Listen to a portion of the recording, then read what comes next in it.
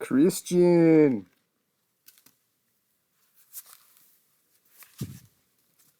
Christian. Glad to have retained the junior tag title, but glum over not receiving immediate rematch for the junior single he recently lost. Perhaps down in the dumps, needing a friend. Enter Edge. Edge. The rated R superstar, of course, from Canada. Go down toward the bottom there. Of course, he has his spear that he's known for. It says there implant DDT, which might be more the official wrestling term, but seems like I've heard it called the Impaler DDT, and I prefer that myself. Electric chair facebuster. Looking forward to seeing that. And even he uses the sharpshooter. So, all right. Didn't know that. So, we'll see if he might even ally with Sharpshooter Syndicate. It would seem to be a good fit if he uses that move. So, seems like a very excellent wrestler. See in the top right there. The profile, attack and defense are A. So salary, a very reasonable $2,627. He's a showman. For now, at least. See how long it takes him to learn the strong style. Popularity A. So definitely expecting him to put people in seats. And trust D, as we're seeing, that's just all too common now with new signees. They come in and they're going to need to be treated well if they're going to want to stay. So,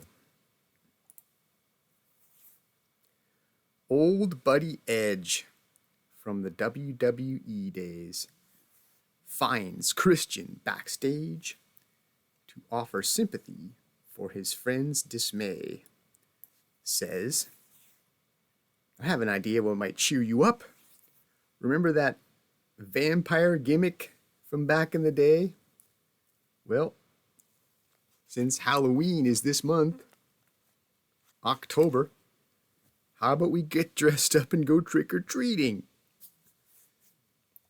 To which Christian replies, you know what would cheer me up? And he points across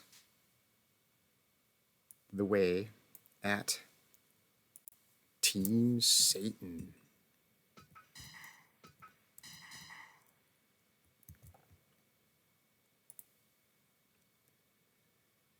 To which Edge replies, you want to mess with those guys? They're like the true embodiment of evil. And there's 3 of them. Are you sure that's such a good idea?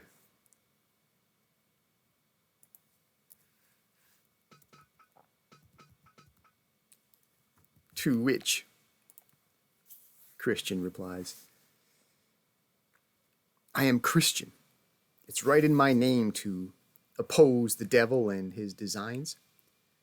I've been wanting to do something about those foul villains for a while, but I've been powerless to act. But now that you're here to back me up, Edge looks deeply concerned, but doesn't have the heart to tell his friend no. And so,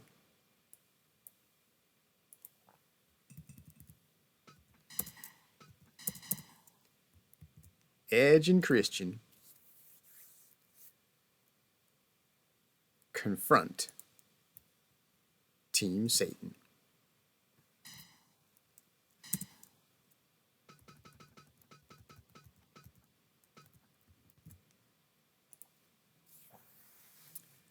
To which Satan's general replies, "You cannot be serious. We are 3, you are 2, and one of you is a junior. You wouldn't have a chance." Christian says, "I have divine power on my side.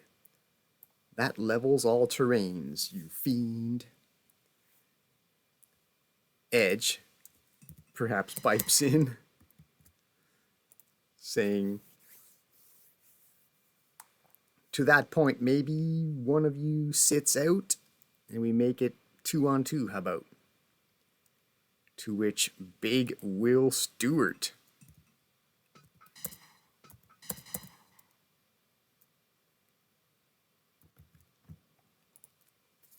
chests up Edge and grunts, "So what you're saying is you're a coward."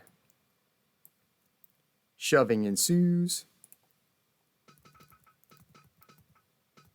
Security has to break it up. And we have ourselves a handicap match.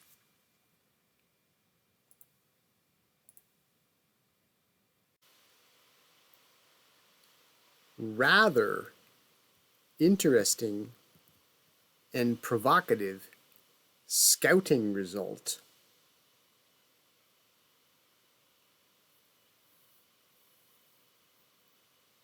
Iron Mike.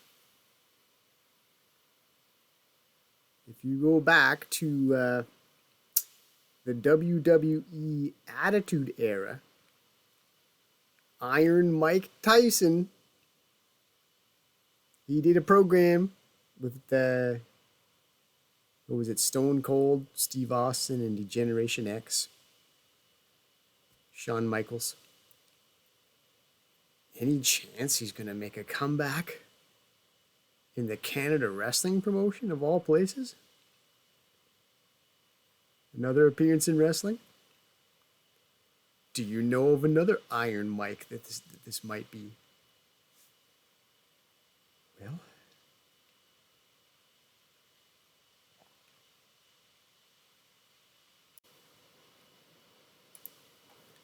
office portion of the show.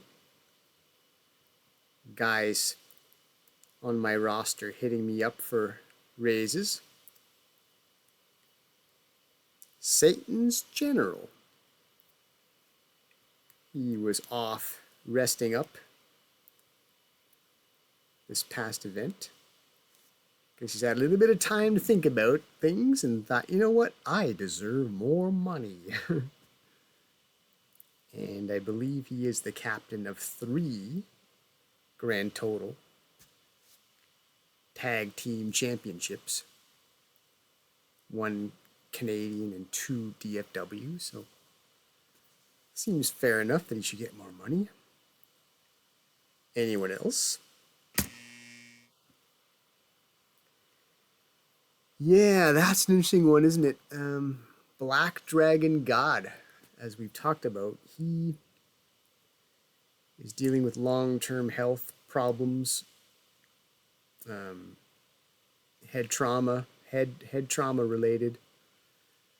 Not a joke. He may never wrestle again. We don't know. So as I mentioned in a previous episode, I've been paying him a sense of obligation, keeping him on the roster, keeping him on the payroll as a thank you and a compensation for all he's done for this organization and the fact that he got badly hurt wrestling for me. Can't help but feel a bit partially responsible, even though I'm sure every wrestler knows the risk when they get in there. Well, they should. Still, though, to increase the salary, that's asking a lot.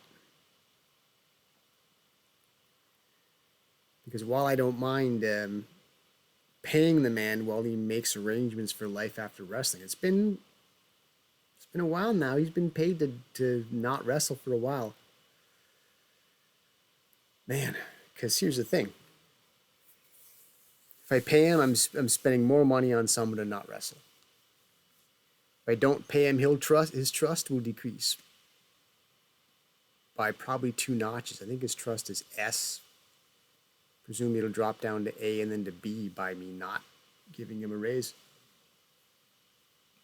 Not to be a jerk, per se. But I think it makes sense from a story perspective, from a realism perspective, that, discontent would set in at some point in a business arrangement contract arrangement where services are not being rendered. So, I don't know. I'm tempted to say, look, I'll continue to keep you on the payroll, but I think that's reasonable. Giving you a raise while you continue to not work, that's tough.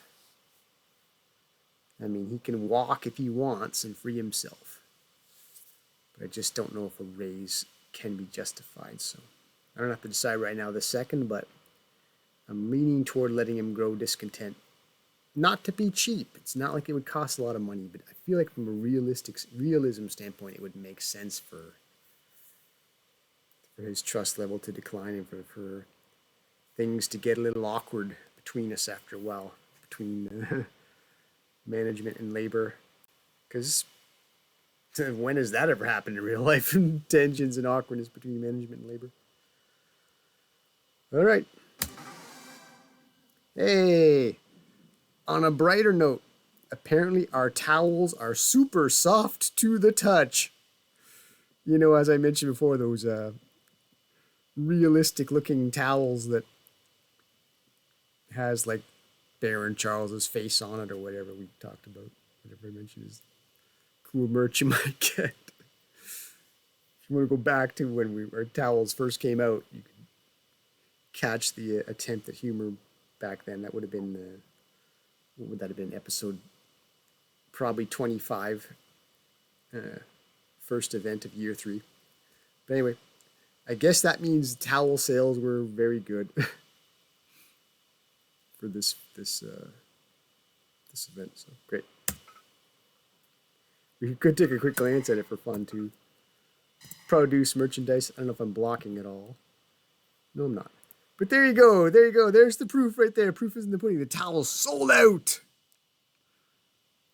People love our whip ass Canadian wrestling promotion towels. So we'll have to make some more of that. Photo collection and goods will probably, I'd hate to scrap nearly 1,000 of each of these things. So even though it won't be big revenue for those 2 items, we'll just let them sell off. But we will make more towels. That I promise you. As we move into Halloween, October.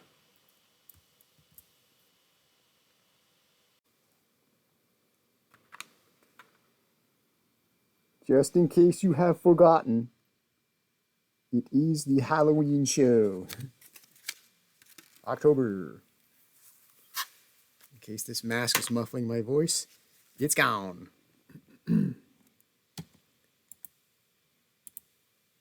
All right, the actual match rundown. We teased it earlier, featuring this group as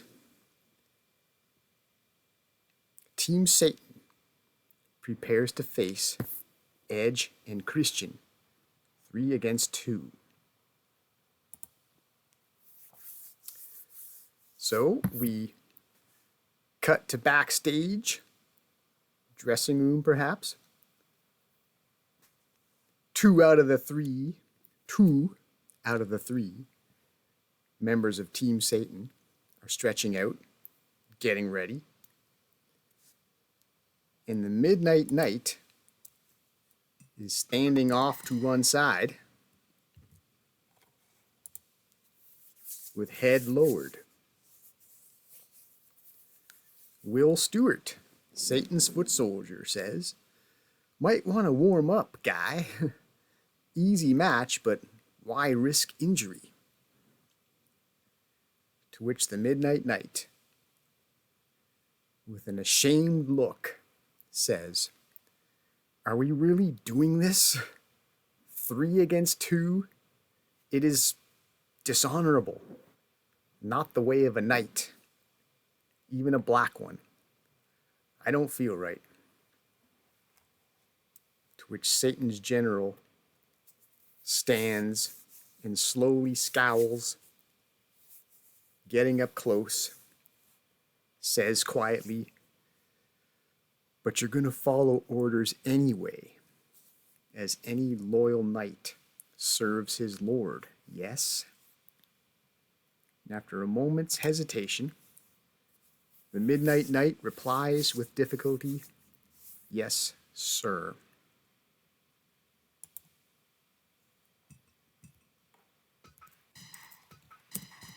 Get a glance at Edge and Christian, wearing blue, not just because they're in the blue corner, but in opposition to the satanic red they're about to face.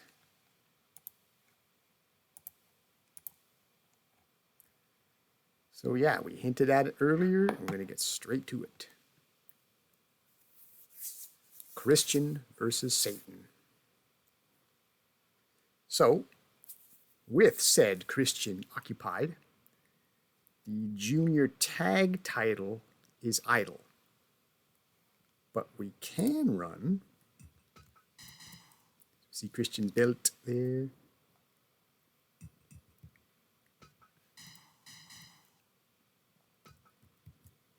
Speaking of belts, but we can run the Junior Singles Championship. Now, Shota is out in poor condition there. You can see on the right side of the profile. So, Type B, Big Man Complex. Owen Miller will defend against Mexico Miguel.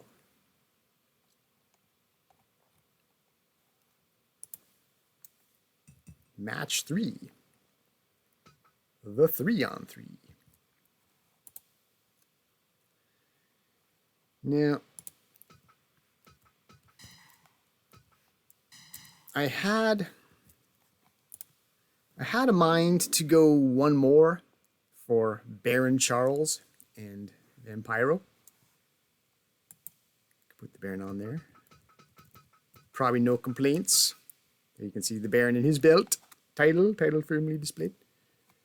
Yeah, I thought of going one more with these two guys for the dramatic fight wrestling heavyweight championship, but that would only invite more dual champions should Vampiro win the title back, so I feel like we can shelve this rivalry and perhaps revisit in future. A better plan, I think, is for Team Weird to defend the 6 until they lose it, thereby putting a stop to dual champions around here, because as I've said, 2 belt holders can only defend 1 title at a time, so it's fewer title matches per event. And so, for that 6-tag championship, Team Weird, featuring Terrible and Vampiro, will put up the 6-tag championship against Team Canada Blue.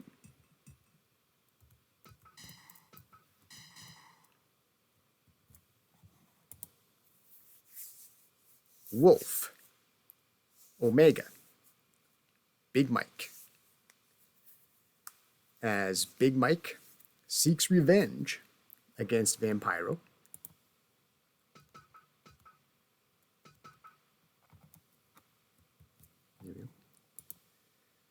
For Canada Day, the Elgin Bomb finisher. If you recall, Vampiro stole Mike Elgin's finishing move and used it on him to win the 6-tag championship and take it off of Big Mike. That was from episode 31. So if you also recall from that same final of Canada Day,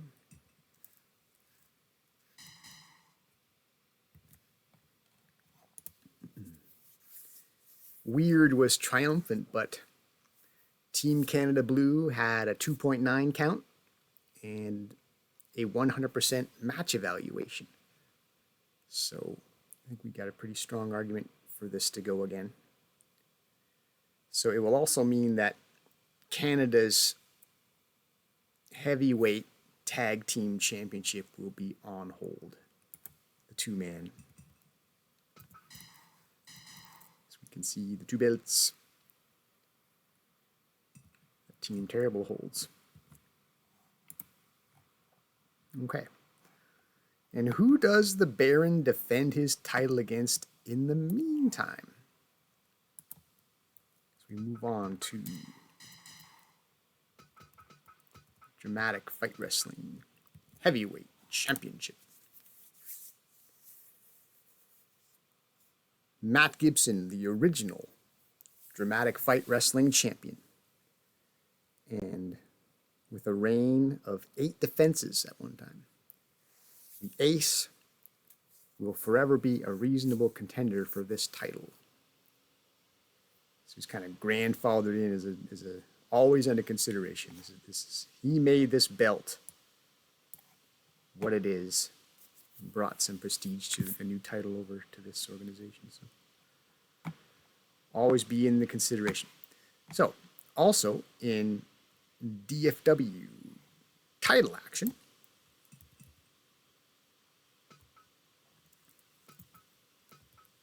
the tag team DFW tag, as the 2 Canadian members of Sharpshooter Syndicate, the Hitman, the Canadian Sensation, will again defend against Team Owens, who have held this title before. So again, it'll be Canadian Captain against Canadian Captain.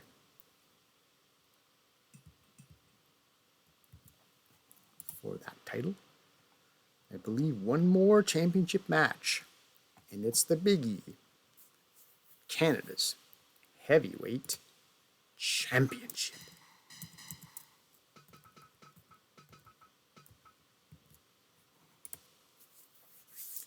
As the Blue Blazer will challenge Big Titan for Canada's biggest prize in wrestling.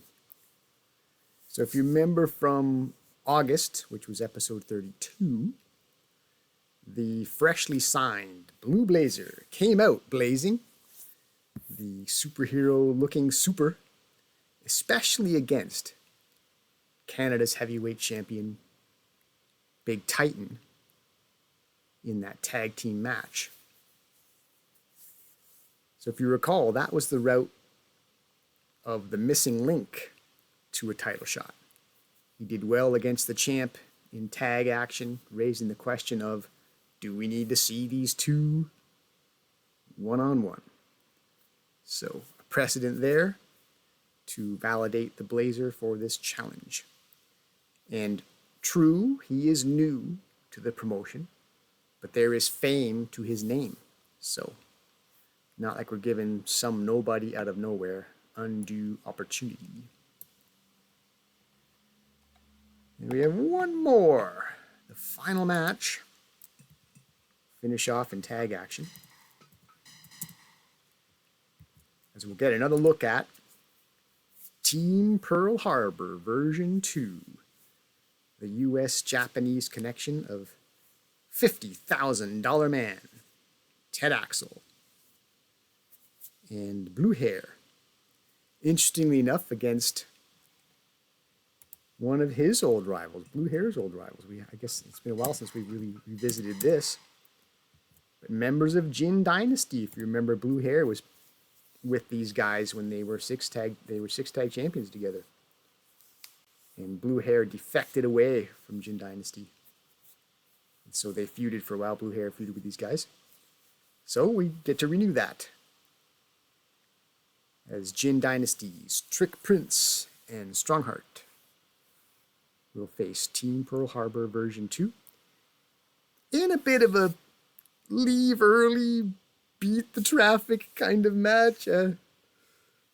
Not sure where this match goes exactly, but who knows? Maybe one of your favorites is in here and gotta see how they do. And, you know, any given match could theoretically lead to title consideration. There's no reason why it should be excluded from that.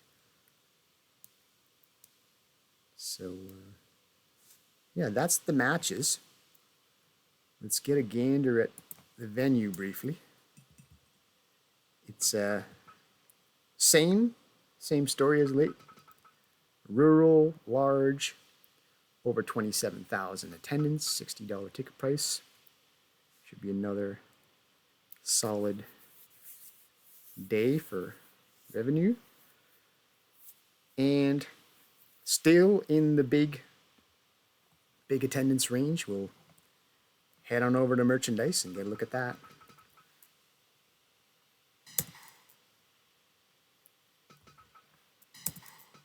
Produce merchandise.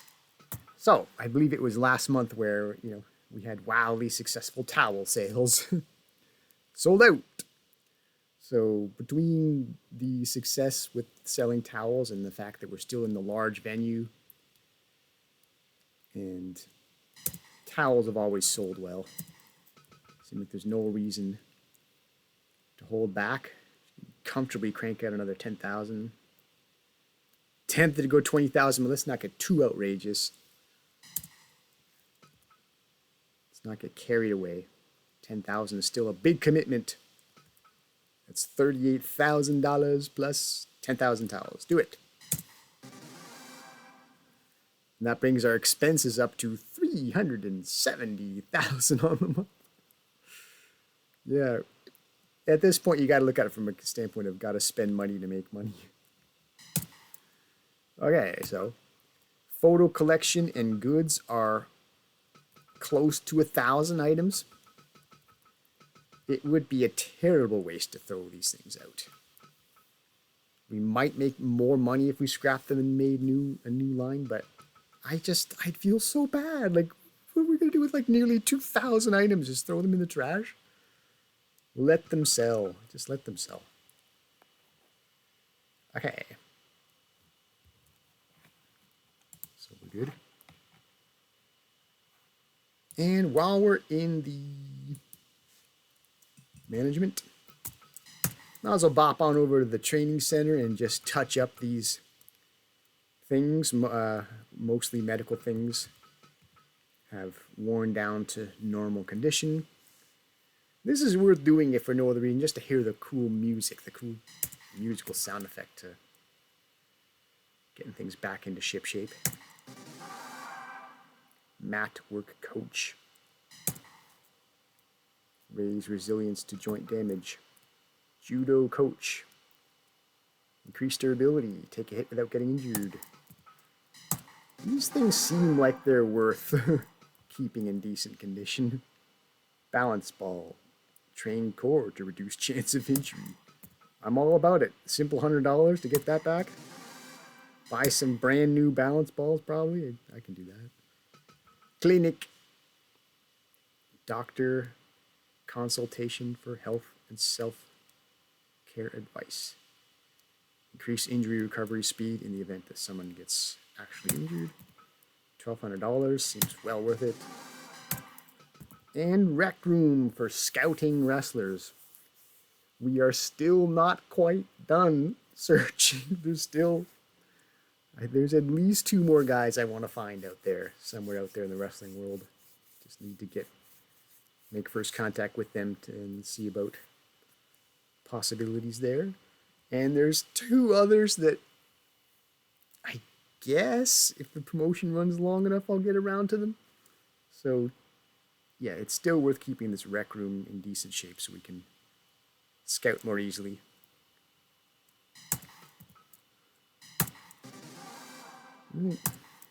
All of our training center and gym and all that facilities all in decent shape. So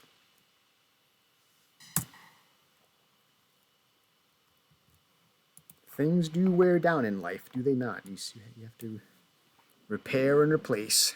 It's the way of things. So, one last bit of business. Yes, you've probably guessed it by now if you've been watching the past few episodes. View title belts. We won't linger long on it though. but it is worth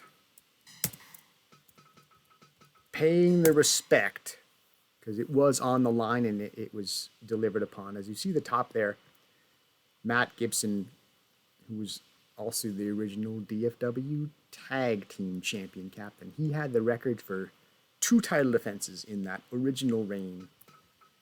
And as time went by, some one-and-done champions, minimal reigns for the most part, until, I believe, yeah, the second version of Sharpshooter Syndicate for these titles. I think the first one was Bret Hart and Blue Hair in the 5th reign. This one is Bret Hart and the Canadian Sensation. They did, in fact, set a new record for... Oh, my camera might be blocking. Let me just move myself real quick. Yes, I am. I can see from my display. Yes, I'm blocking. There you go. 3 wins. You're probably wondering, what the hell is he talking about? I can't see anything. Yeah. The Bret team, Sharpshooter Syndicate, set a new record for 3. With 3 wins, that's 3 title defenses for this championship. Congratulations. The best ever reign for this title. I believe that's finally it. You can get to wrestling on this Halloween.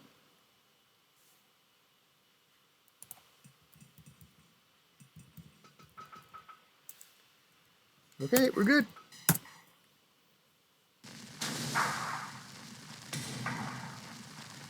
October.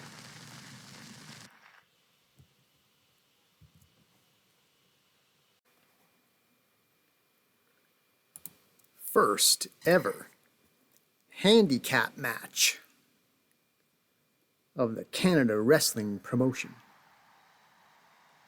2 versus 3. Extenuating circumstances. The 2 essentially provoked and requested this match. So they're not really being victimized here. They've asked for this. Edge and Christian making a point. Rated R Superstar takes the ring for his debut here in the Canada Wrestling Promotion. Christian wanting a piece, and a big one, a big piece of Team Satan, his buddy Edge, to back him up.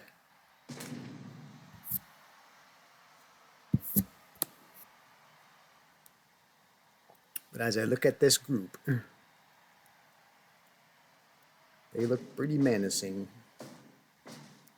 and they have numbers. How are Edge and Christian supposed to overcome this as 2? Well, finding out in a matter of moments. Christian comes out swinging, landing the first punch, and the second and third. He is highly motivated. Eats a vertical suplex, though. I mean, he should come in there desperate. Edge and Christian had better get off to a flying start here. If they're going to have any realistic hope overcoming the numbers game. And Christian acquitting himself quite well so far. Drop toe hold. Dragon, screw leg whip. He's got Satan's General off balance, maybe utilizing his superior speed and agility, quickness, all that stuff, being the smaller man. But we've seen that once already when the General gets a hold of him. He can manhandle him a bit. We've seen a couple vertical suplexes, then we saw a knee down low. Now Edge and Christian, long tag team partners, working together on the vertical suplex out of the ring. Edge lands the backdrop slam. Eats a foot to the face.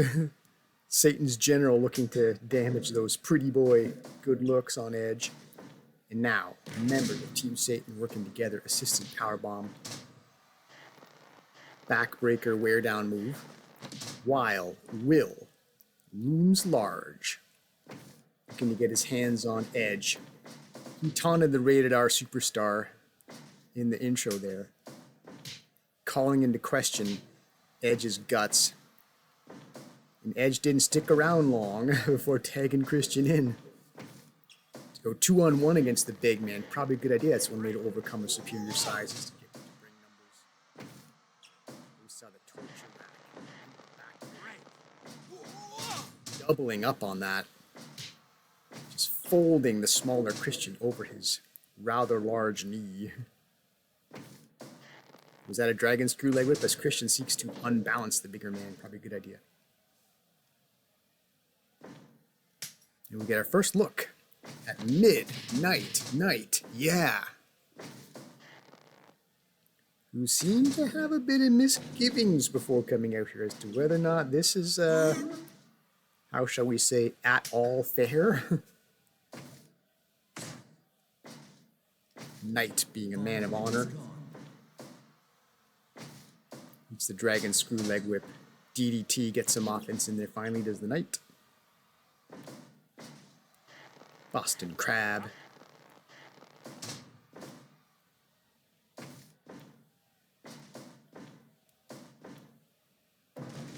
Reversal on the vertical suplex.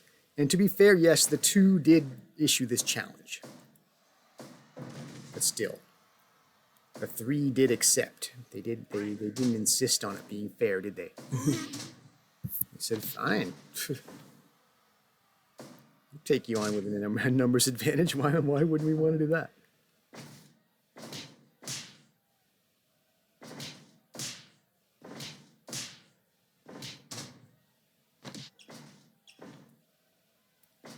Exchange of strikes. And now, Edge returns the favor on the low blow that the general had instigated with earlier. 2-on-1 situation, Snapmare. Numbers catching up to Edge, however. Avalanche clothesline. Oh, wow. Belly to belly launch. Overhead suplex. The big man goes sailing out of the ring. Gets pissed off though and grabs a baseball bat.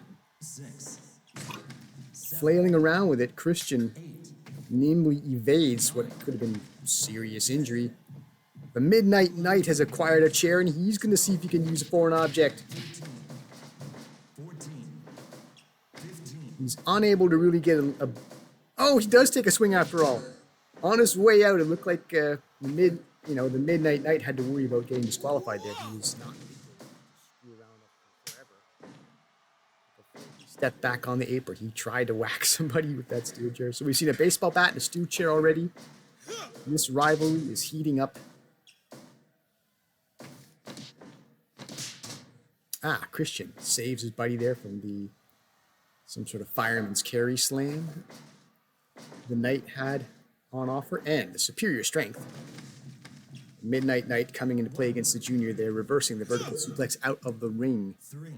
And look at those members of like circling sharks. The members of Team Satan were making their way around the ring there to engage out there on the floor.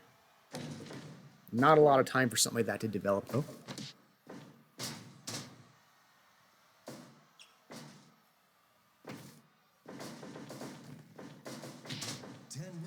Running, ripping clothesline. We're back to the Boston Crab. Edge makes the save and goes down low again with a boot. He is rated R after all. Why not do something like that? Do something that's not necessarily family television. Fireman's carry slam there. Wow. Crossface chicken wing suplex and follows up with crossface chicken wing in the center of the ring on the Lit Cola main sponsor logo. Edge makes the save, but the Midnight Knight is in there to shore up the numbers for Team Satan. Christian doing well though against the odds, as I think they've done for the most part here. This two-man team, they've withstood the numbers disadvantage so far pretty well. I think arm drag takedown by Edge into the blue corner. Christian catching his breath on the outside. We're going to see the sharpshooter. Mentioned it when we looked at Edge's profile. Apparently he has that. Maybe to some degree it's a Canadian thing. Maybe it's an homage to Bret Hart. As Edge, growing up as a lad, would have seen some of Bret Hart's early work before himself becoming a wrestler. And their careers overlapped, I'm pretty sure. Edge and Christian. I don't know if they ever fought each other. Seems to me they were in that organization at the same time. If you know your history as the Attitude Era made its way into WWE, leave a comment. Do you know would Bret Hart and Edge had been on the same event at some point or another?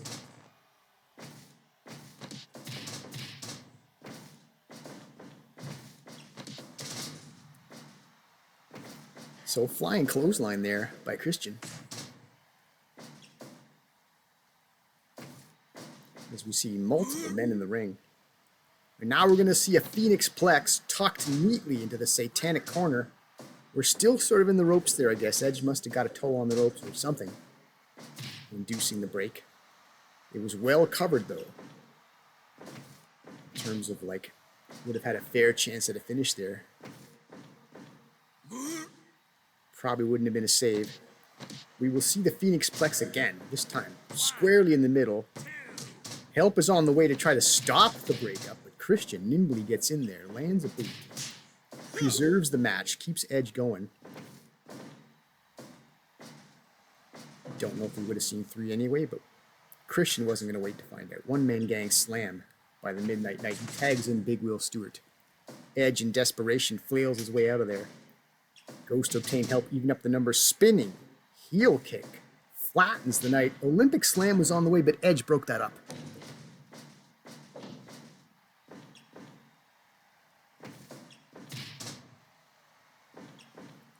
As these two men battle nearby the steel chair. Crushing clothesline by a rather large foot soldier.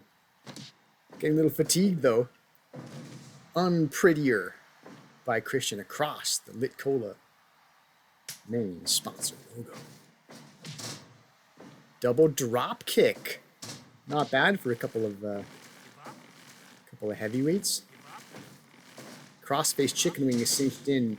The Midnight Knight very much prevents the save as Edge is being tied up. Both members of Edge and Christian are crashed into each other. This can't be good either. 2 members of Team Satan were bearing down on poor Christian. He somehow evades that arm drag takedown, catching his breath, but I have to start to wonder if the 3-on-2 is going to start telling the story. Yes, I did sort of call it, didn't I? It did seem like it was a matter of time. I mean, Edge and Christian would have had to come up with something pretty special to overcome this. And Satan's general just adding insult to injury, just keeping the hold applied. This is, yeah.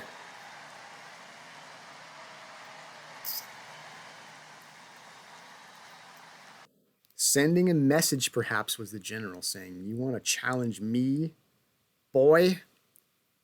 I'm a general. You think you're just going to cleanse me with holy wrath?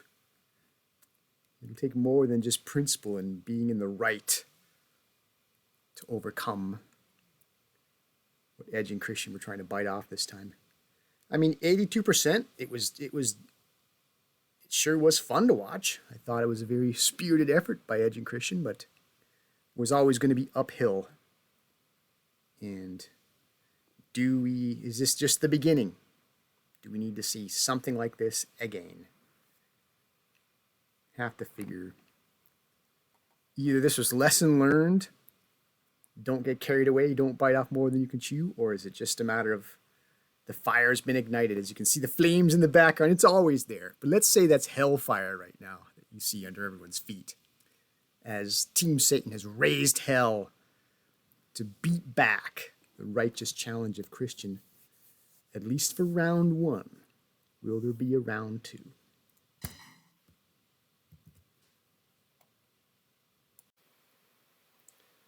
Match 2 for the title that recently belonged to Christian, who just saw get vanquished based on having been submitted and stretched out and all that. I'm guessing Christian is probably not watching this match. He's probably seeking some sort of recovery, probably getting the doctors looked at him, looking at him, make sure he's okay. No reason to suspect an injury per se, but we do have medical staff that I'm sure they're taking a look. And when they're done with that, I don't know if Christian's just going to want to lay back on the bench and just lament that came up short, or whether he's like, turn on the damn monitor. I want to see who's got my belt. Right now, it's Owen Miller's belt, as we just saw the designation. This is for Canada's Junior Championship. Challenged for by two non-Canadians, which had been the history of this title prior to Christian's arrival. Test of strength, not surprisingly, won by Type B, who has a big man complex. He seems to have the actual strength to back it up. For his height, he is a powerful man. He's not entirely delusional. He is entirely out of the ring, though, as Miguel, with his red and white Canadian color mask, appeals to the Canadian crowd for support. Don't know if we heard too much just now. Maybe the crowd is still too busy worried that their home country hero Christian might not be okay.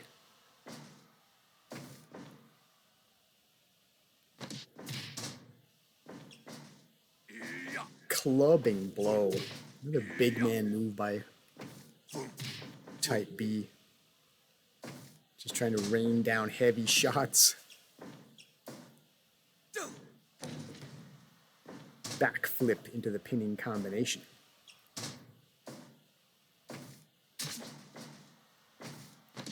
Eye poke. Not a bad idea by Miguel to try to get the champ discombobulated. Maybe make up for the champ's power by confusing him a bit. There's some power by said champ. Big clothesline, follows up with a running splash, throwing what little weight he has around. In Owen's mind, it's a lot of weight. He uses it as such.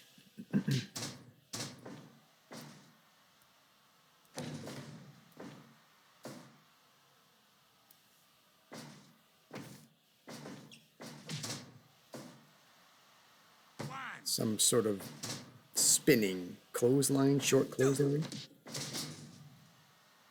Frankensteiner into the Texas Cloverleaf as Mexico Miguel seeks to change the momentum here.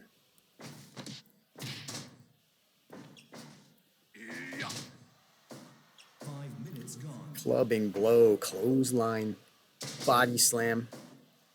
Sits on his face. A little bit of insult.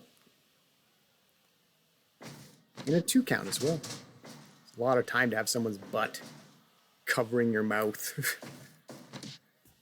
My apologies. Death Valley Driver. Oh, he's gonna slingshot. Oh, he aborted. He was gonna launch from the apron there over the top rope there, but maybe saw Miguel starting to come to and realize this is risking too much now if he's not going to be in a daze. 2 and change. We reach 6.5 minutes.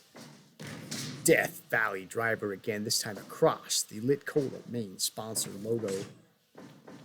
Desperation elbow as Mexico Miguel tries to change the complexion. Drop kick down low, knocks the champion down. Jawbreaker.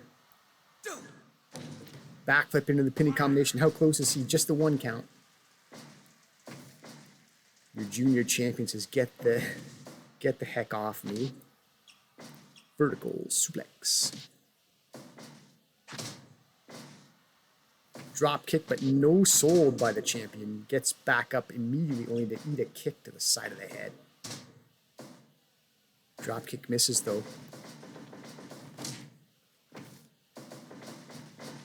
Collision, confusion, drop kick down low again. The The challenger seeking to unbalance the champion. Oh! Vertical suplex into a diamond cutter. Cuts short Mexico Miguel's dreams of regaining this title. He seems so far away from this title now, doesn't he, Mexico Miguel? He was the original champion. Several reigns, but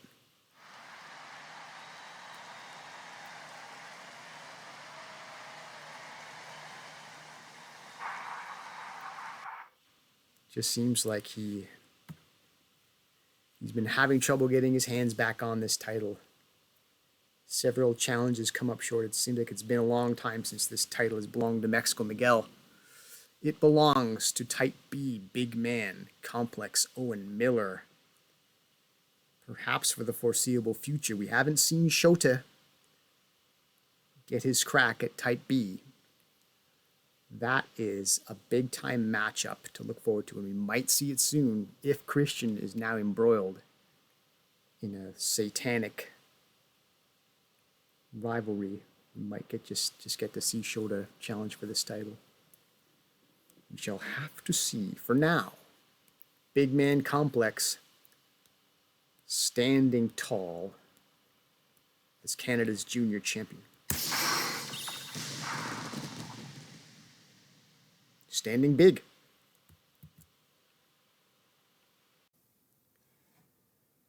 Match 3 for the 6-tag championship.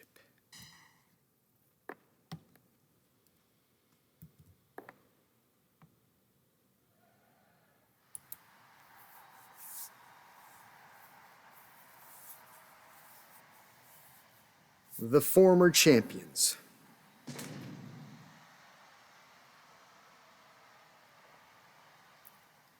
Big Mike, Kenny Omega, the Captain Wolf Hockfield, seeking to regain and avenge the Canada Day loss of their titles to this team. Team Weird.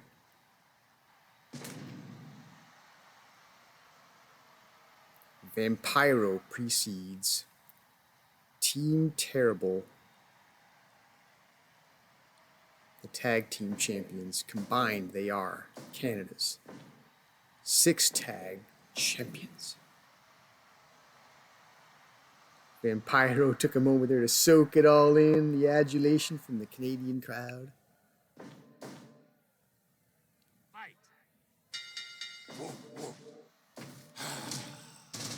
All 6 members of this match are Canadian. The wrestling bear, Terrible Ted, goes for... he seemed like he frequently tries for those record-setting submissions early on. That one would have been 17 seconds.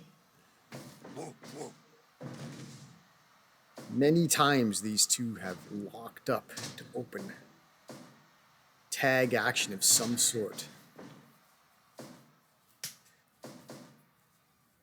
Wolf versus Bear. Animal Kingdom clash. Wolf Hockfield strong enough. Execute a vertical suplex onto a bear. Kenny Omega. Enough of a mat technician to cinch in an ankle lock. Things looking alright so far. Big Mike. Get his turn at the bear. So Team Canada Blue, a lot of quick tags in and out, giving the bear some different looks. Bear Mare. Before tagging out, Vampiro, here's a rivalry for us. As mentioned in the intro, this was the finish, these two currently in the ring. Vampiro stealing Big Mike's finisher, Elgin Bomb, to defeat Team Canada Blue. Big Mike using that running shoulder. It's a lot of weight sent in motion. batter somebody down. Spinning sidekick. Caught only air, though, for the surprisingly agile Big Mike is well out of the way.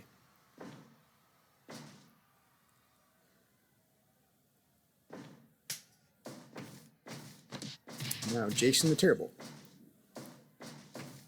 We've seen all 6 men now. Yeah. Delayed vertical suplex out of the ring. Jason the Terrible spills out of the champion's corner. Big Mike goes out in pursuit, but Jason outwits him perhaps. Makes his way back in the ring, jumping. Hockey mask, headbutt. But then eats a knee to the midsection as Omega is back in there.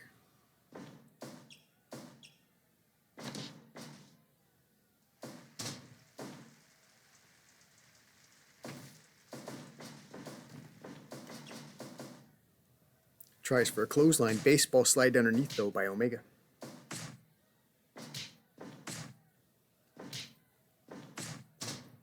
Trading shots.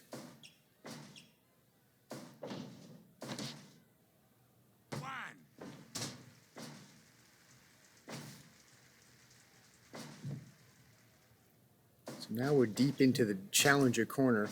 Omega maybe went for a bit of a high-risk move there a little early. Jason the Terrible was out of there to avoid that avalanche type of running crush attack. Team Terrible working together on the double clothesline. Slap.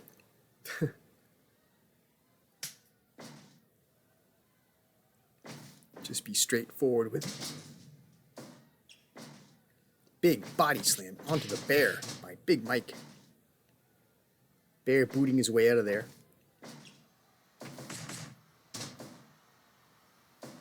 Has lured Big Mike into the champion's corner, but not to tag out necessarily.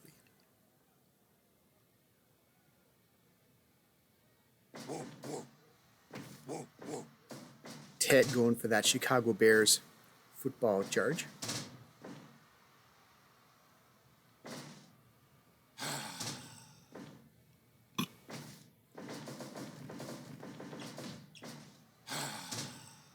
Yeah, so running strike attempt there, but the bear blocks it.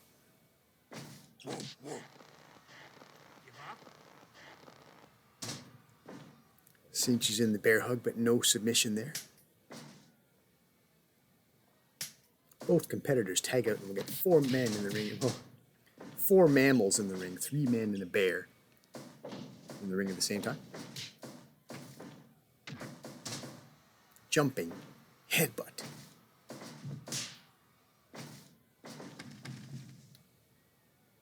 Pyro's out of the ring. Cast out by Kenny. Wow, okay. Tried for a pretty point-blank dropkick there, but Omega, very agile, elusive, escaping.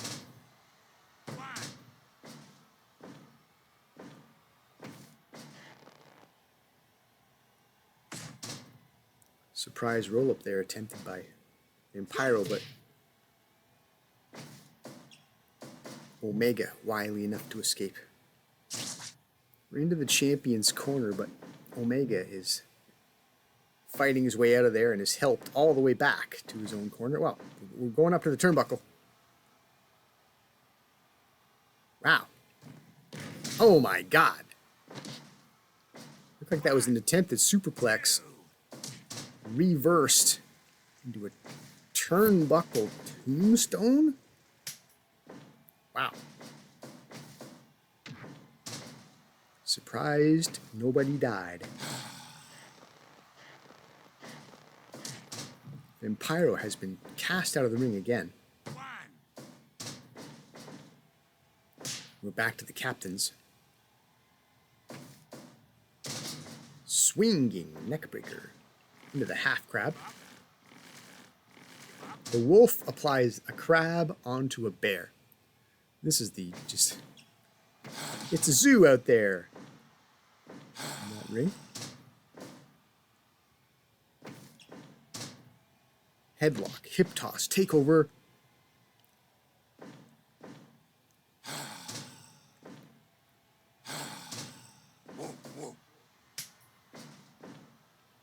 Big man tags out to big man to face the bear. 2 against 1. So I was about to say the numbers game catching up to the bear. And Big Mike slammed ineffectually into the turnbuckle after the bear had vacated it. We're over into the weird corner. Clubbing blows.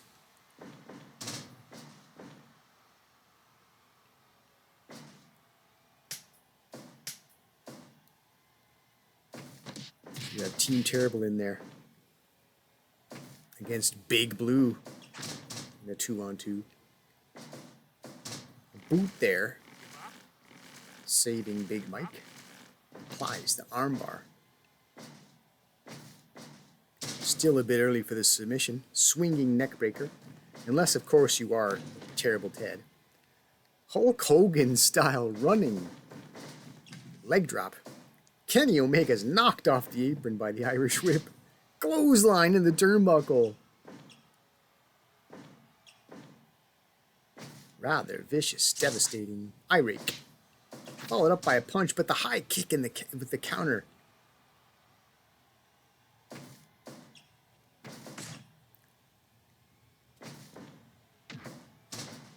Jumping headbutt as these two battle for the upper hand. Falling face mask headbutt.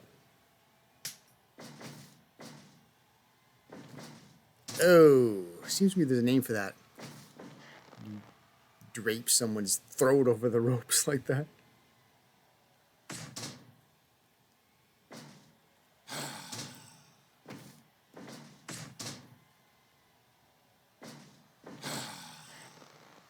So as we approach 17 minutes.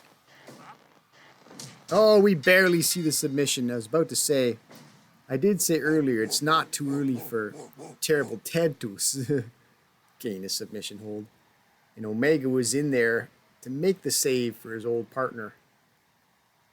But not soon enough, we have a submission.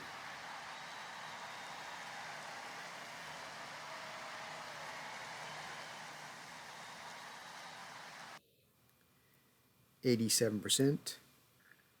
Not bad. But not as close as their Canada Day matchup. So, step back perhaps for Team Canada Blue in their quest to regain this title. Might we need new challengers for the 6 tag? Because Team Weird has held Vampiro, Terrible, 6 tag champions of Canada still.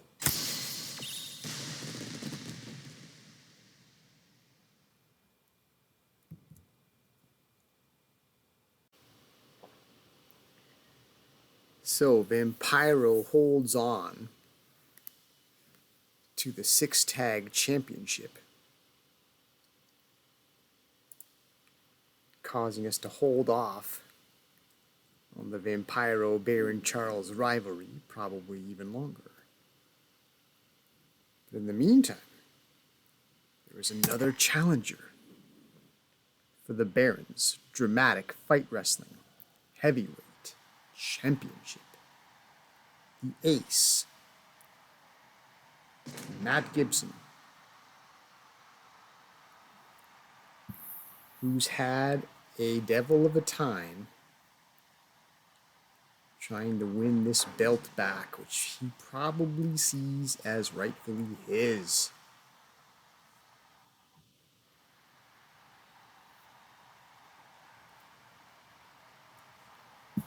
Is this his opportunity to win it back? For he has not faced Baron Charles before. Well, that doesn't mean advantage Ace, but we've never seen how these two mesh together as opponents. Is this someone that the Ace could do well against? Starts off with a clothesline. It's a good start.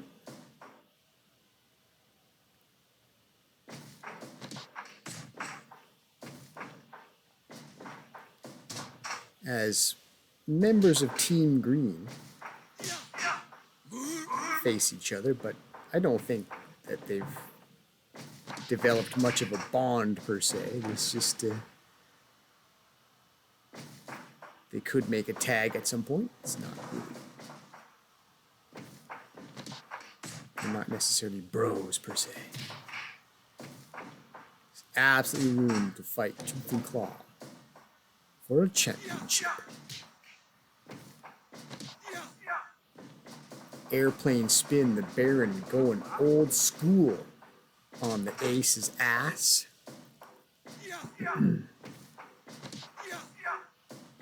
And twice as nice. Why not go back to it? Extra dizzy might be Matt after all that. Arm drag takedown just to try to break up all that spinning. What's that doing, dude? Slow it down with a sleeper.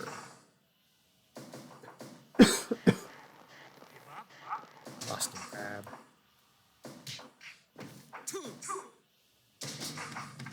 Baronial body slam out onto the floor, and then he goes out in pursuit.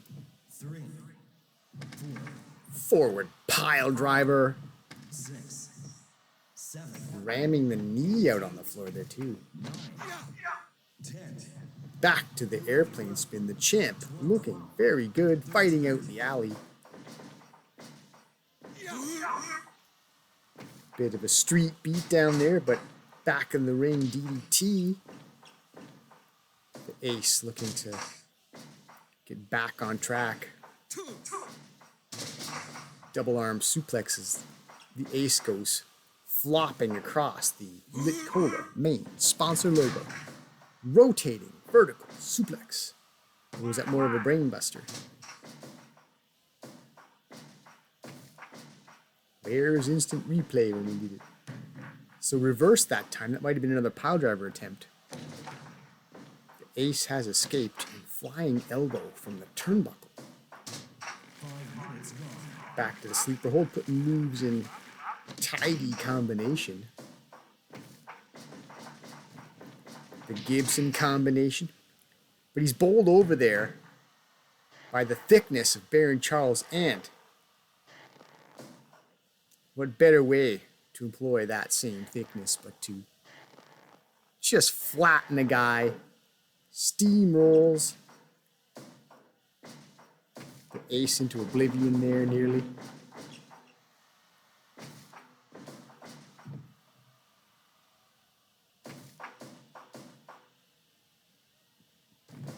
Oof. Turnbuckle bomb. Rather vicious. Dangerous move. Hurt somebody's neck like that. But I guess that's the point. Yeah, it is more of a brain buster. Oh, and that time the Baron goes spilling out of the ring. Wow. The Ace launches himself like a missile over the top rope. Fall away slam. Wow. We'll get an airplane spin out there. This count's getting up there, isn't it? 14, 15. Well, didn't turn out to be close after all. Another fall away slam. Falling fist. From the flight position.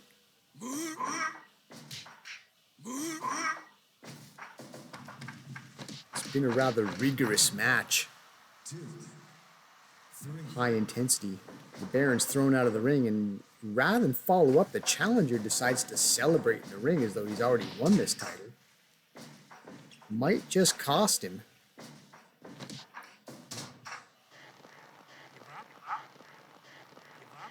Baron Charles is not a novice when it comes to heavyweight championships. See the airplane spin again, so the Ace would do well to take this. this green-haired enigma, as he's been called, a little more seriously perhaps. Spine buster, taking something out of both men as we reach 10 minutes. 2.9.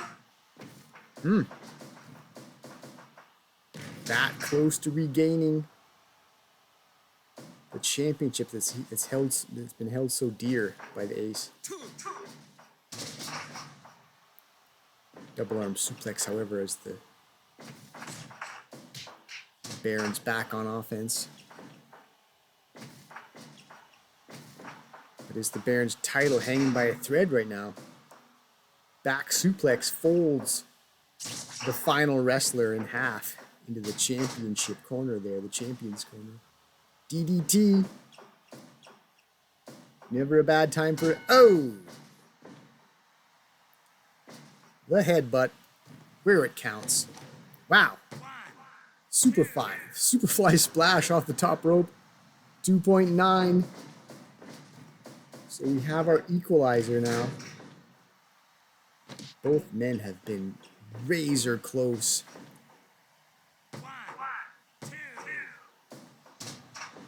Wow, the spine buster again. Says, come on. Another 2.9, but now the ball grab. Ball grab pulled out of nowhere. As he's pulling on the man's, well, you know, sickening ripping sound as he releases the hold. Throws the challenger out of the ring. Both men needing time to recover. Winded, worn down. It's been 13 minutes, but it's been a high-paced action. A small package. 2.9. The Baron has used surprise in the past to win a title match or two. That is part of it. You combine a man's fatigue with doing something unexpected. It can absolutely be the combination needed. Ooh, there's another one of those turnbuckle bombs. More premature celebration. I guess he's just trying to get the crowd to support him as he goes for some sort of big finish here. But again, how about spending less time appealing to the crowd and celebrating, and more time toward just, you know, winning the title if you can. DDT into the challenger corner. And the challenger's got to be able to smell this title at this point.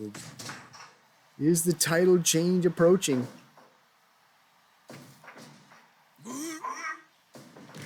Still some work to do. Rotating brainbuster. Bit of an arrogant pin attempt there, but we're in the ropes anyway, so that we have a break. Eye rake. The Baron gets up fouling. Gets bowled over. The ace is going to fly again. Falling fist to the groin area. Maybe took more out of himself doing that. Chair's illusion, I believe it's called. The Baron is creating the impression that Matt Gibson might just have employed a chair. We have a disqualification finish on account of the ace flagrantly using a steel chair. Gibson looking good much of the match, but got desperate. Moment of truth. Still, dramatic fight wrestling. Heavyweight champion. The Baron Charles.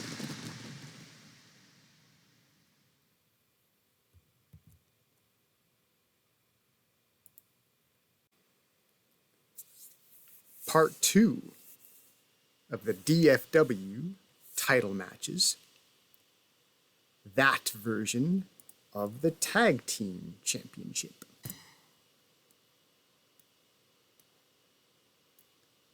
Which will be challenged for by Team Owens, Mr. Stoic emerging first, followed by Just Keep Fighting, KO, Kevin Owens. And they've been DFW champions once before. Can they do it a second time? They'll be facing the freshly record-setting 3 title defenses in one reign. Dramatic Fight Wrestling Tag Champions. The 2 Canadian members of Sharpshooter Syndicate. Establishing stability for this championship with a long reign. At least by the standards of this belt.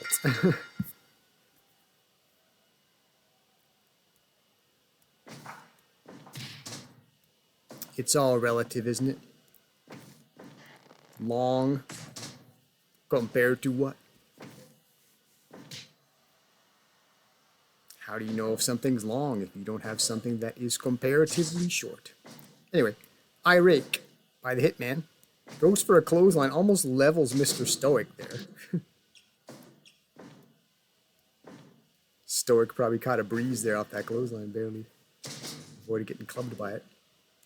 Body slam. Kevin Owens comes back with an eye rake of his own. Drop toe hold.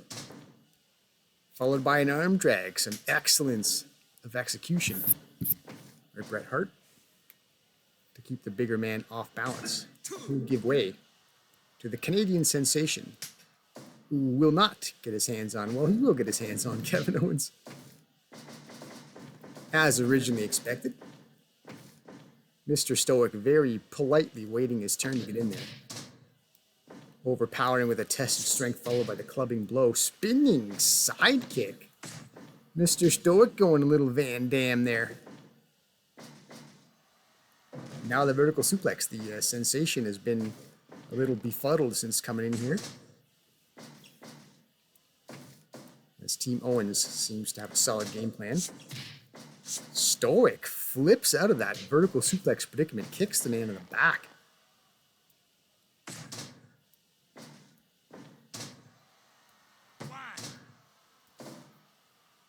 Rolls the man up, but a sensational kick out. Back body drop into the torture grind. Now the sensation finally putting some moves together. Only to have the guy he was working well against tag out. Neck breaker, however, rude neck breaker.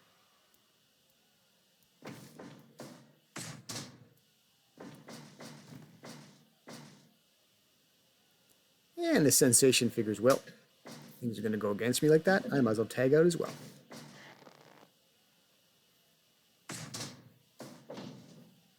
As the 2 team captains lock up again, another body slam. Bret Hart using the big man's weight against him. Running elbow drop there.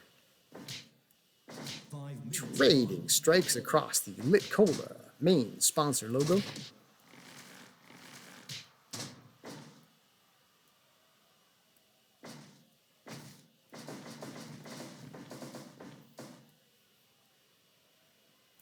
Ducks under the clothesline. Deftly ducks under the clothesline.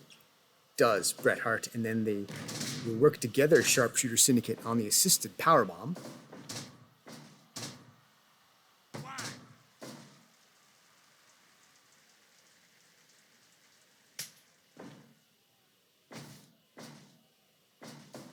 And then we have 2-on-1 team up over in the challenger corner as well. On the vertical suplex out of the ring, KO is out in pursuit. Eats a rude neck breaker on the outside. 6, 7, 8, Palm strike. 9, 10.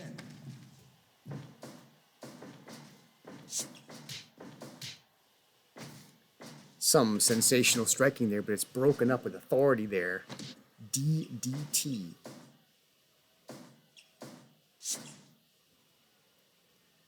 Sensation getting out of there, tagging out Hitman in there, and they will work a double back suplex. Their teamwork by Sharpshooter Syndicate. Attacking the legs now.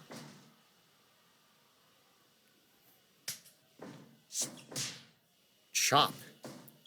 Bret Hart brazenly trying to take on both members of Team Owens. Not the best plan normally to go 1 against 2. As we had the assisted powerbomb.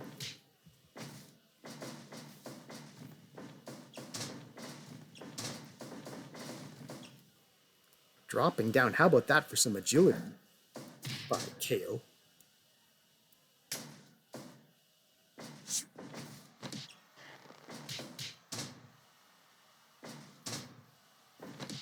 Headlock and so forth, softening his fellow Canadian up before he gives way to his cousin. But Stoic's not able to follow up as Bret Hart wisely gets out of there. Gets tagged out, get the first man in. Seen a lot of smart, timely tagging in this match. Guys knowing when it's best to trade off, get the other guy in.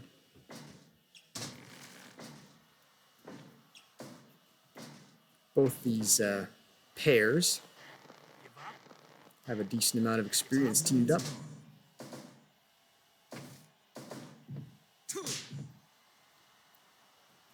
Palm strike up against Stoic as he's leaning up against the champion's turnbuckle.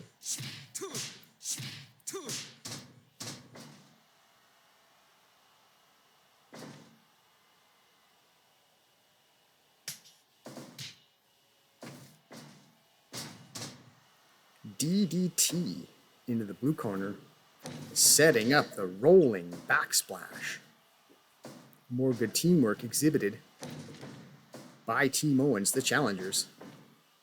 More top rope action going for the pinfall. 2 count only. Hart was in there to make the save. Wasn't necessary as it turned out. But polite of him to want to rescue his partner just in case. What was that? Samoan drop.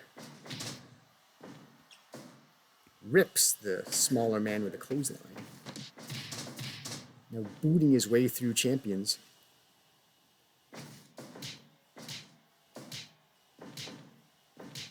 Series of strikes. Before tagging in cousin. Swinging neck breaker. The numbers game. On and about Hart, although he does uncork a vertical suplex amidst all that. Not about to be bullied. He blocks the turnbuckle. Turnbuckle move. Monkey flip. Here's some old school for you. Don't see too many monkey flips in today's wrestling. Body slam. Elbow drop. Putting moves in combination. Clothesline. Bret Hart thoroughly setting up Mr. Stoic to be exploited by the sensation, but Stoic lands a move and immediately gets out of there. Another smart tag. Knee to the face. And Owens tries to go to work. The sensation escapes. Hey. Alright, cool. Flying elbow off the top rope. Hitman. My brother just distracted me, but what's fun about that is Bret Hart, I think, was his favorite wrestler when he was watching years ago. Running elbow drop. Sidewalk slam, throwing the big man's weight around. Reeling. It's Kevin Owens, and he gets exploited with a side Russian leg sweep.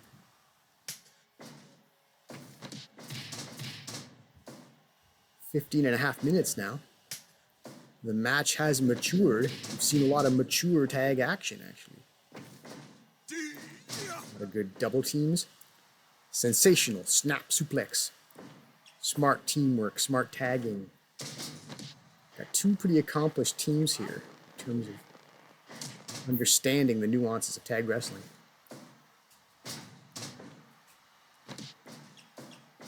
And the winner will parade off with gold.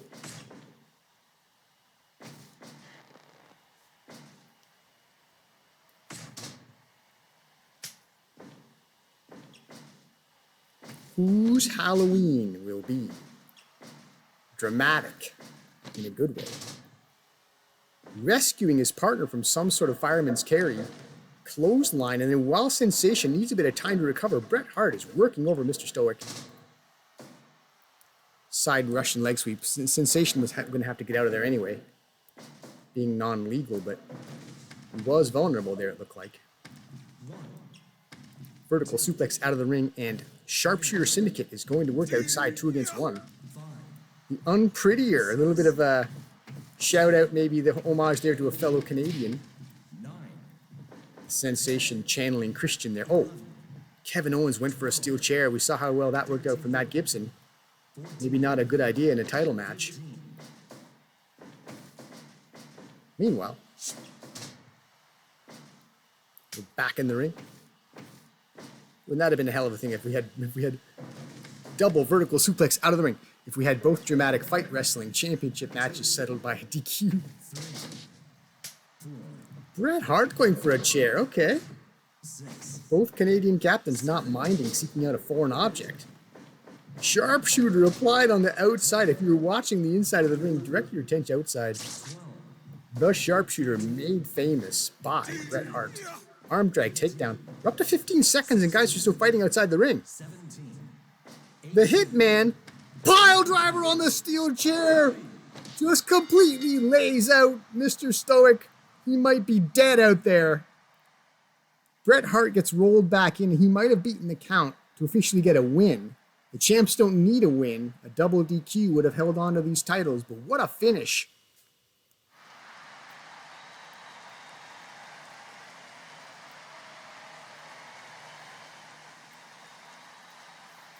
So yeah, ring out the wily, crafty, legendary, veteran Bret the Hitman Hart. Keeps the action going outside, probably kills Eddie Owens with that pile driver onto the steel chair. Needless to say, doctors are going to be looking at him. And then, like I say, a draw would have been fine. A draw, a double DQ, a double countout would have been, you know, a title defense. The Syndicate, the Sharpshooter Syndicate didn't need to get back in the ring, but it looked like Bret Hart narrowly beat the count by what, a half a second, fraction of a second, to get the bragging rights of, we didn't just get a cheap, cheap ass, no decision or whatever. That was a victory for Sharpshooter Syndicate. Punctuating again their hold on this title emphatically. Still, dramatic fight wrestling. Tag team champions, the Canadian members of Sharpshooter Syndicate.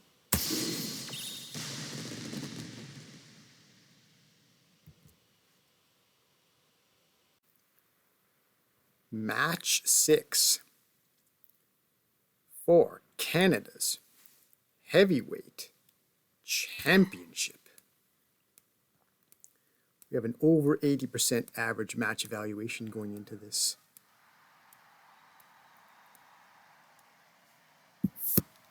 Okay. The Blue Blazer, as I may have said, made a pretty big splash in his debut. Came out blazing. Blues a-blazing. Does he have what it takes to overthrow long-time dominant champion, fellow Canadian? Both are Canadian, but of course, how do you know for sure with the Blue Blazer he's a mystery man who wears a mask? So take him at his word, whereas his true identity is not identified at this time. Big Titan. I believe it is 5 title defenses on this ring. Will he escape Halloween with it being 6?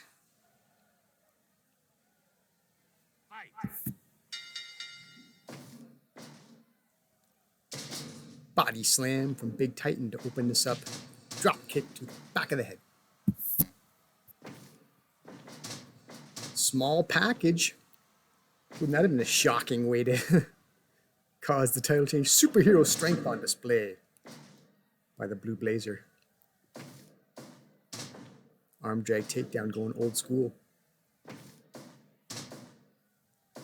Going back to it. I guess he figured succeeded once.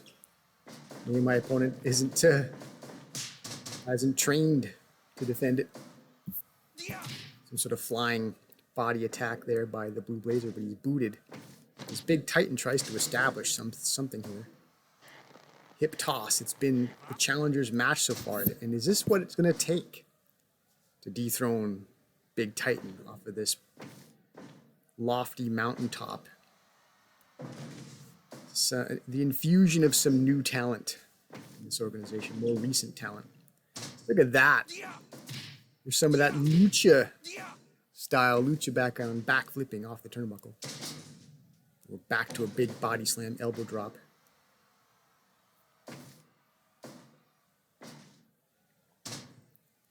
Titan death drop as the champion is starting to put moves together. The sooner the better to try to get this match equalized, because it seemed like it was the challenger's match after the first couple minutes.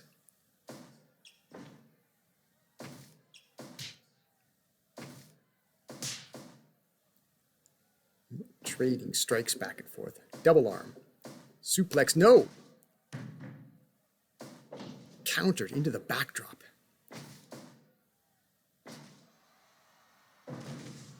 Vertical suplex across the Lit Cola main sponsor logo, which has blue in it.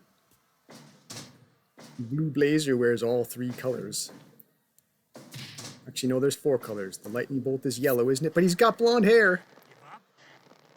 Blue Blazer's got blonde hair coming out the back, so it looks like the Blazer's 4 colors match the main sponsor logo. Is it meant to be? Is it destiny?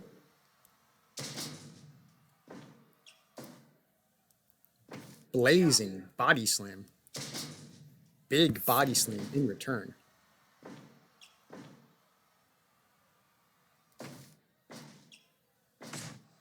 Arm breaker. Leg drop to the back of the head of the downed opponent. Rather vicious move. We're into the small package again. We're under 5 minutes though. Probably best saved for later.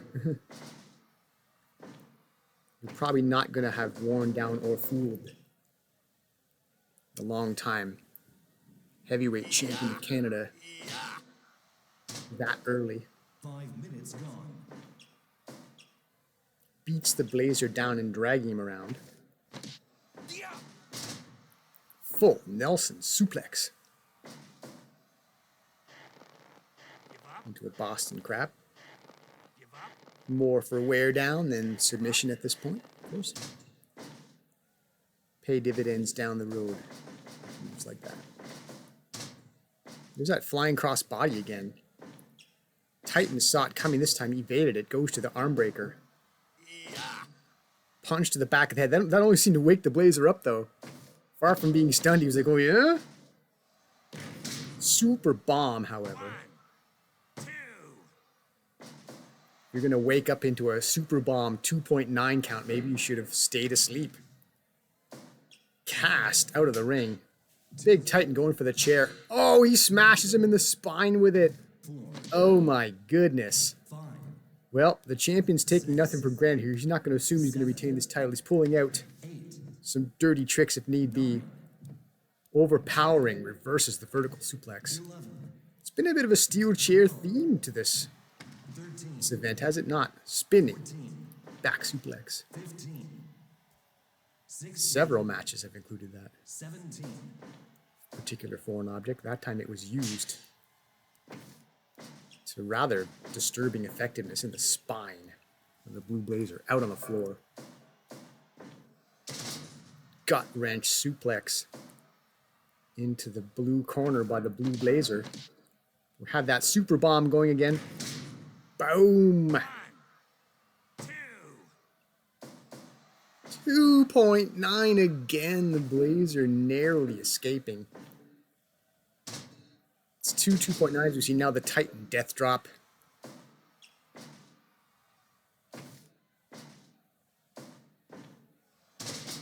Double arm suplex into the turnbuckle.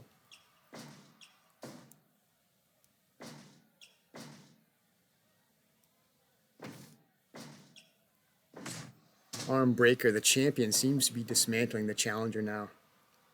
Just a series of power moves, wear down moves.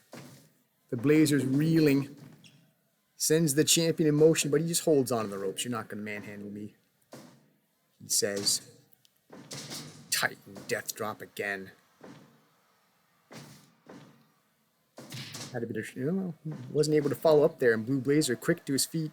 He's appealing to the crowd now. The champ appealing to the Canadian crowd. Trying to gauge where they're at. Maybe he screwed around a bit too much. Eats the belly-to-belly overhead suplex. As the Blazers desperate to hang in there probably at this point. Chin lock, maybe try to slow the action down a bit. Regroup, get a breather or something. Drop toe hold. We're dead center of the ring now. Across the main sponsor logo, Lit Cola. Chin lock. There, well, there's a surprise roll up. How surprising is it? Oh, okay. Tightens out of there really quickly.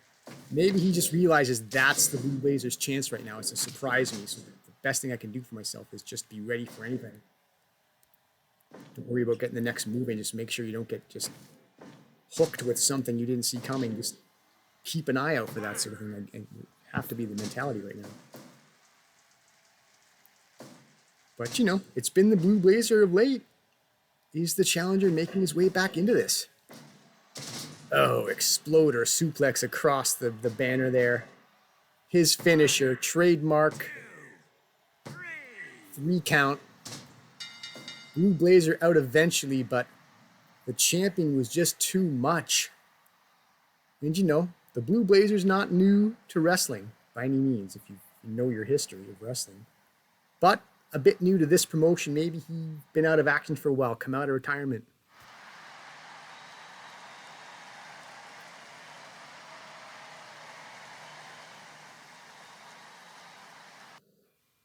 And maybe just not ready for this challenge yet.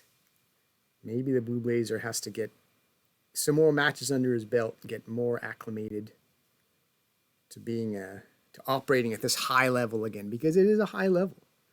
This organization is fast rising. You might maybe not meteorically rising. Let's not get too full of ourselves, but fast rising. And you'd have to figure whoever's at the top of this roster is no joke, at the risk of understating in an epic way. So, there you have it. Big Titan, still strong, still at the top. And the question remains, who can end this reign? Can anybody? We will have to stay tuned.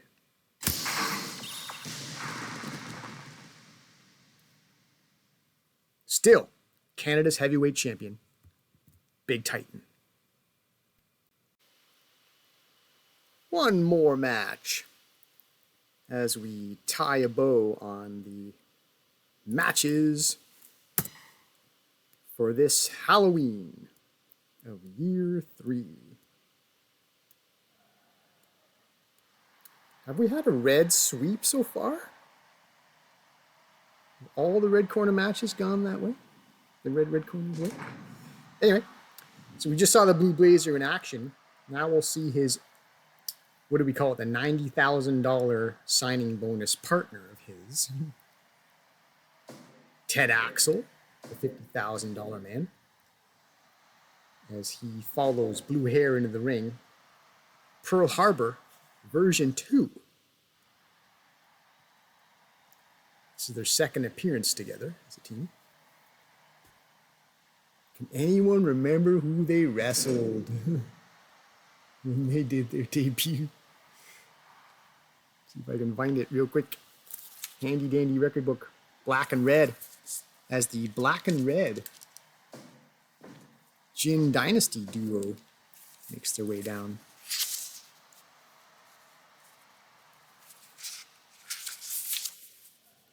And so the Trick Prince will start out.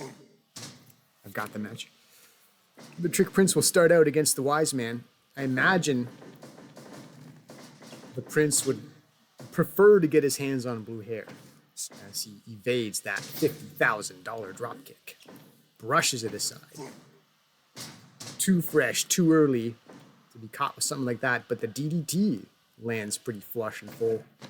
Looks like maybe some mind games by Ted Axel. Looked like he might have feigned tagging out to Blue Hair, which I'm sure the Trick Prince would love. He'd love to get his hands on, who he perceives as a traitor. Vertical suplex, $50,000 vertical suplex. Everything this man does is valuable. Body slam across the Lit Cola main sponsor logo. Yeah, if you know your history, Blue Hair defected from Jin Dynasty, ultimately to join Team the Sharpshooter Syndicate. And while they've had it out a couple times, the Trick Prince and Blue Hair, I don't think they've had singles action before. They've clashed in tag action. I imagine, what is the expression, no love lost? Wherever the hell that expression comes from, it means the bitter feelings probably linger. But, you know, the wise man's content to deny the matchup that the Trick Prince wants. Finally gets Blue Hair in there.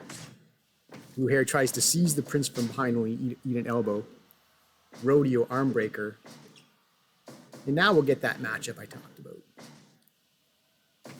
The Emperor versus the quote-unquote traitor.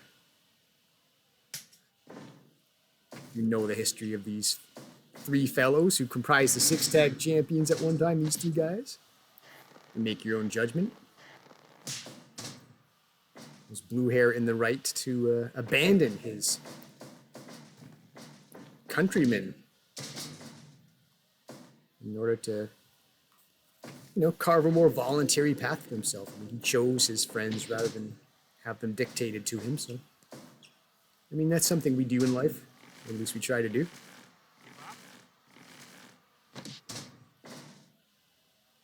Blue Hair has elected for the path of the hero, joining forces with Canadians in the Canada Wrestling promotion. Jin Dynasty and Strongheart, quite content to be the invading villainous foreigners. And we saw a very interesting spear there, shoot spear by Blue Hair. Like he tackled Strongheart out of the air. I probably shouldn't yap too much about the big picture. These are fine wrestlers flying their trade in there. It's bound to be some interesting stuff to call. I should pay attention, shouldn't I?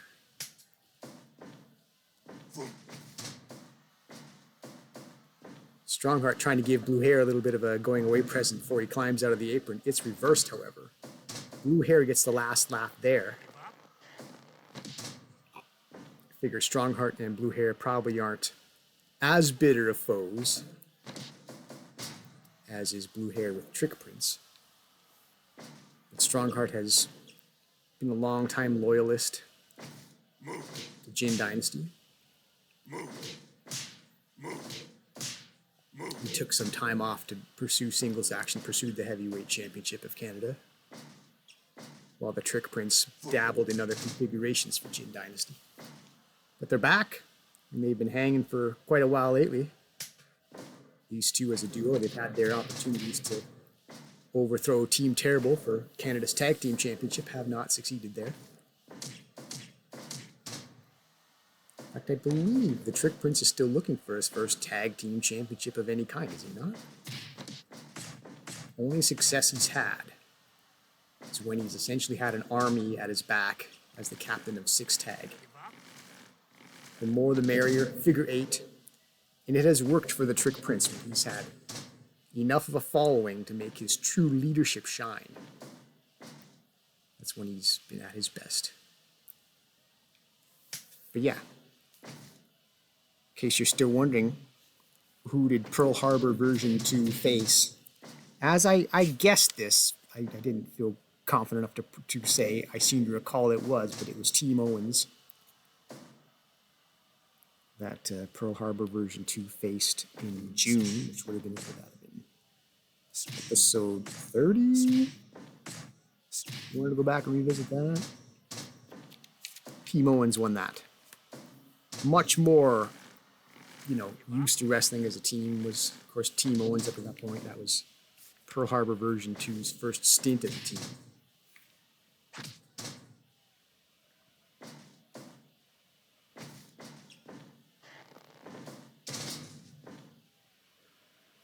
I'm blowing myself up here, winding myself here, talking about the history of all this.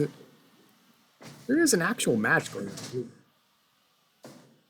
But I try to give some weight in this show to not just saying look at the violence, but why we should care about it. we should care about our violence, not just watch it for junk food for the brain.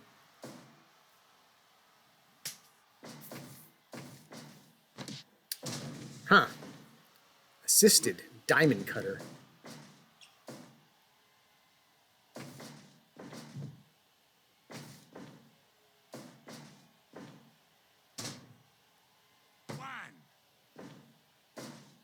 So counter there into a backdrop pinning combination. Some sort of leg trap, rear choke. Sophisticated grappling on display by Strongheart.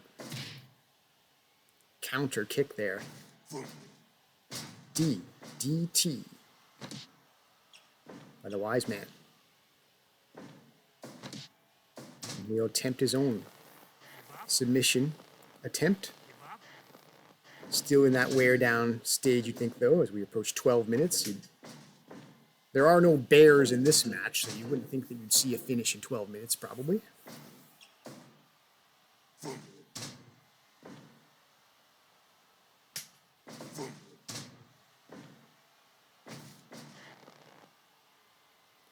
Team captains are back in there. European uppercut by Ted Axel. Before he lands the running dropkick this time. Remember that Trick Prince had evaded that in the early going. They said he was fresh back then. This is farther along in the match. You're more likely to land. A more complicated move now that people are a bit tired, a bit beaten down. Reflexes. Not at their best anymore. Coup de grace was aimed squarely for the groin, but the $50,000 groin got out of there. Rodeo armbreaker tag made, and now we'll have an assisted powerbomb.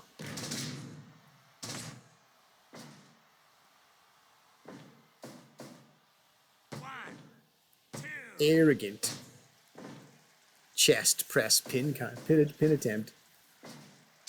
Would not have angered the Emperor just a little bit. Now punishing him. Send some of that indignity back. Some sort of variation spine buster there by the Trick Prince. We've reached 15 minutes. We'll have a mounted rear choke. Sleeper hold. Oh, look at that. Team Pearl Harbor has got submissions in stereo there. Nice crowd pleasing moment. People probably inclined to cheer Blue Hair. I don't know if they would cheer the Wise Man by extension. I think Ted Axel has largely been portrayed as a heel up to this point. Wow. Release German suplex out of the ring. Death Valley Driver still in the ring. Small package. Didn't stick, however. Some crazy action. Small package attempted again. 2 count only. Snap. Suplex. Strongheart. Sleeper. Submission. Thwarted. Wow, just knocks Strongheart out of his boots with that clothesline. Sending the victim backflipping through the air. Running bulldog, old school bulldog. The traditional bulldog. Superman punch. $50,000 punch. Strongheart perhaps a bit disoriented there. Looked like he instinctively went to tag off his fellow Japanese before realizing, oh, wait a minute. Just because we're from the same country doesn't mean we're partners. You're a bit confused and disoriented. Strongheart's been thrown out of the ring, and Ted Axel taking a while to celebrate, flaunt his prowess in front of everybody. Fighting going on outside the ring, monkey flip going on in the ring, arm breaker, or like arm bar out on the floor. Not where you gain a submission, and the wise man takes his turn being cast out of the ring. It's a pretty wild affair. Maybe I undersold this tag match during the intro. This has been fun. And I mean, you know, this isn't just completely thrown together competitors. I mean, these are Jin Dynasty, longtime partners and friends. Pearl Harbor at least has a theme, even if they haven't wrestled much together. So why shouldn't, oh boy, some sort of modified pile driving move? Whatever it was, it looked sickening. Leg hook brainbuster. He's putting moves in combination, attacking the brain of Blue Hair, dropping him on his head, dropping him on his neck. The Blue Hair's fighting back. Now you're going to see a Phoenix Plex. But we are in the ropes. Cast through the ropes. 1, 2, Captain's fight in the center of the ring. Strongheart goes out into pursuit. Their backflip dropkick knocks Blue Hair down. 6, The dazed Blue Hair, who probably didn't see that coming at all.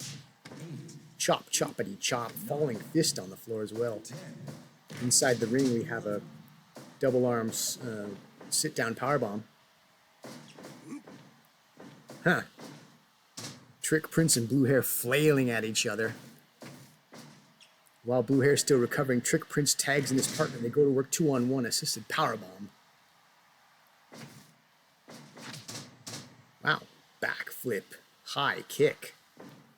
Impressive. Blue Hair takes his opportunity to try to induce a 2-on-1 advantage. Fire, jumping, powerbomb. We're in the ropes, however.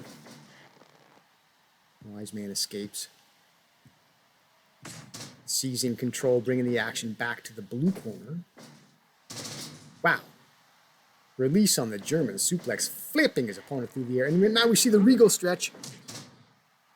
With about almost 23 minutes there. You think that was absolutely in there as a possible finish. Dragon, screw, leg whip. In motion. Wow, $50,000 punch from the back of the head of a dazed, confused opponent, cast out of the ring. 1, 2, Ted Axel wagging his finger, perhaps foolishly, too much theatrics there, and he finds himself cast out of the ring too. Everyone's out there. Bit of confusion there as Ted Axel throws Strongheart into his own partner. 11, 12, Elbow dazed, Strongheart shaking his head, probably as much in confusion about this as anything else. What is going on? This is wild, insane, brawling. Well, upon missing the Superman punch there, the Wise Man perhaps wisely escapes rather than risk being vulnerable. Some sort of counterattack. And we have the Sharpshooter. Sharpshooter across the Lit Cola main sponsor logo. We have a submission.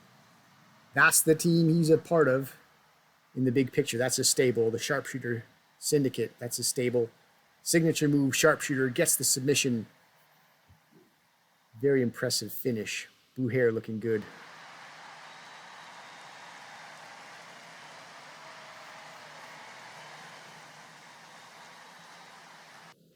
And the Scorpion Deathlock is, of course, the name that Sting's variety of that move was called. And, you know, maybe that's, you know, what Blue Hair considered that move to be prior to coming to Canada. whatever you want to call it. It's the same move, and he's in that stable due to the commonality of that move usage. So anyway, how about this then? Yeah.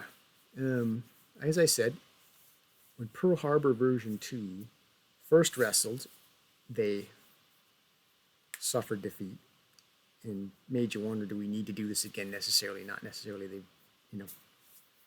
They went off and did whatever. Now they're back. They defeat a pretty formidable team, I think, in these two members of Jin Dynasty. And so,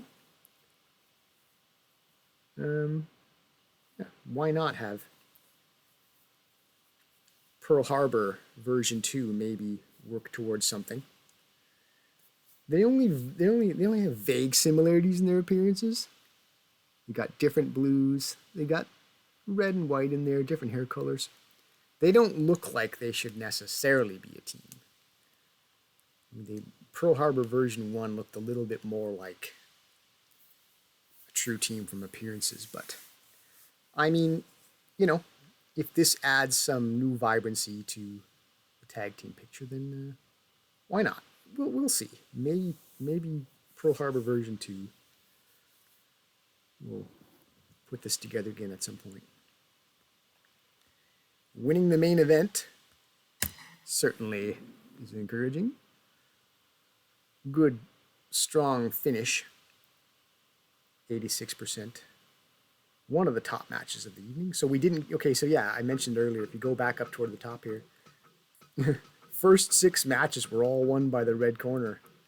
So the sweep was on the line there, but we had a $50,000 break to that pattern. With the blue corner coming out victorious. Okay, let's look at the money.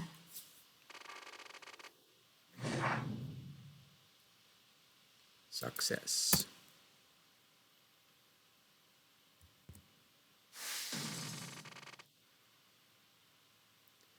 So, bottom line is the middle there. Nearly $2.5 million profit on the event. So, still on a pretty good pace. If we keep up that pace for the final 2 events of the year, November, December, then we can expect to break the $40 million mark. How about that for exciting? So that'll be something to keep an eye on as the year comes to a close. And that brings to a close Halloween.